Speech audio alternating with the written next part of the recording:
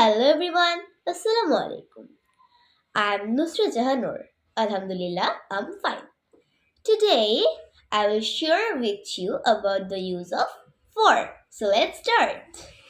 আমার জন্য, For me, তোমার জন্য, for you, তাদের জন্য, for them, বিক্রির জন্য, for sale, নিশ্চিতভাবে, for sure, বিশ্রামের জন্য, for rest, এখনকার জন্য, for now, উপহারের জন্য, for gift, কাজের জন্য, for work, অভাবে, for lack of, আজকের জন্য, for today, দ্রুততার জন্য, for speed, আজীবনের জন্য, for life, ভ্রমণের জন্য, for travel, একদিনের জন্য, for one day, এক বছরের জন্য, for a year, একটি কারণে, for a reason, এক মাসের জন্য, for a month, এক সপ্তাহের জন্য, for a week, কিছুক্ষণের জন্য,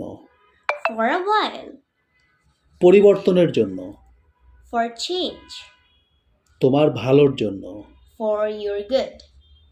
That's it for today. See you all in another video in another topic. Bye.